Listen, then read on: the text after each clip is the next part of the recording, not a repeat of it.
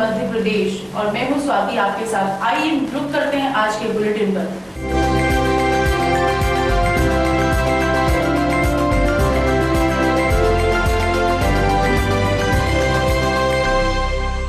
बुरहानपुर के पास ताप्ती नदी में 4 बच्चों की डूबने से मौत, एक परिवार के 3 बच्चे और पड़ोसी एक बच्चे की मौत। बुरहानपुर जिले में ताप्ती नदी में डूबने से 4 बच्चों की मौत हो गई। मामला शिकापुर थाना क्षेत्र के सोखुली का है, जहां 5 बच्चे नहाने गए थे, जिसमें से एक बच्चा वापस लौटकर 4 बच्चों के डूबने की सूचना पुलिस को दी। पुलिस ने मौके पर पहुंचकर सभी बच्चों के शवों को निकाला। सभी बच्चे मिलिंद नगर के निवासी थे, जहां एक ही परिवार के 3 बच्चे और पड़ोसी की एक बेटी की मौत हो गई। परिजनों को सूचना मिलते ही जिला अस्पताल पहुंचे और अपने बच्चों को देख बदहवास हो गए। पुलिस ने किसी तरह परिजनों के विरोध के बाद शवों को परिजनों को सौंप दिया और बिना पीएम के ही परिजन शव ले गए। ये पता चला था कि सवेरे जॉगिंग के लिए बच्चे गए थे और जब उनके नहीं लौटे तो उसमें से घर वालों ने तलाश किया तो उसमें अभी 4 बच्चे मृत अवस्था में यहाँ लाए गए हैं एनएसबी में, और संभवतः वो नहाने वहाने गए थे तो उसमें डूब गए। एक बच्चा डूबा है, उसके लिए ऐसा अभी जो प्राइमरी जो जानकारी मिली है तो बच्चे डूब के पानी में मरे। कितने बच्चे थे? ये 4 लोगों की है इसमें सूचना, अभी अब डिटेल अपन ले रहे हैं। उसमें 4 बच्चों की जानकारी अभी तक प्राप्त हो पाई है और अभी स्पॉट पे भी गोताखोर वगैरह लगे हुए। 5 की बात हुई थी कि 5 बच्चे वहाँ पे थे, तो एक और वहाँ पे टीआई साहब और एडिशनल साहब वगैरह लगे हुए हैं उसको। हाँ, 3 तो एक ही परिवार के बता रहे थे, जैसे कि अभी उनके अभिभावक और भी उनके पड़ोस के ही हैं। बच्चे सब उसी कॉलोनी के और आसपास के लोग हैं जो वहाँ पे नहाने पे घूम रहे थे और फिर नहाने चले गए थे। यूपी में बदमाशों से भय खाना तो कुछ बीते जमाने की बात हो चली है, अब यूपी में पुलिस का ही बोलबाला है। जी हाँ, हम बात कर रहे हैं यूपी के शहर फिरोजाबाद की, जहां बदमाशों का तो क्या कहें, लोग पुलिस के खिलाफ एफआईआर के लिए अधिकारियों से गुहार लगाने को मजबूर हैं। अपने शरीर पर जख्म दिखाते जवाहर सिंह का एसओ खेरगढ़ पर आरोप है कि पुलिस अपनी मनमानी करते हुए इनकी इलेक्ट्रॉनिक्स की दुकान में पहुंची और अपराधियों की तरह इनके गले में रखे 35,000 रुपए उठा लिए। साथ ही बेरहमी से पिटते हुए जवाहर सिंह को भी अपने साथ ले गए।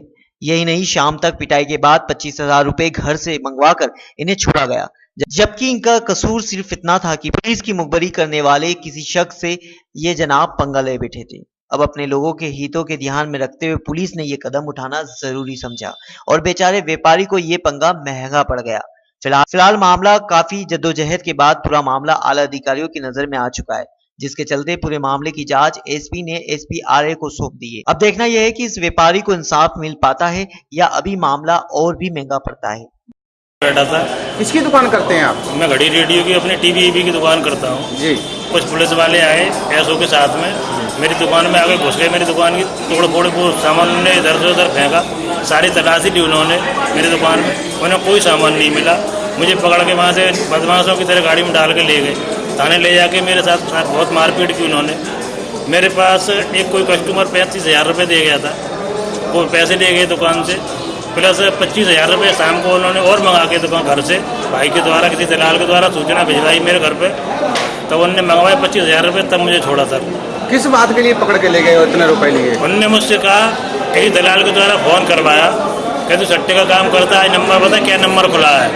मैंने सर उसमें मना किया, मुझे नहीं पता क्या सट्टा है आज।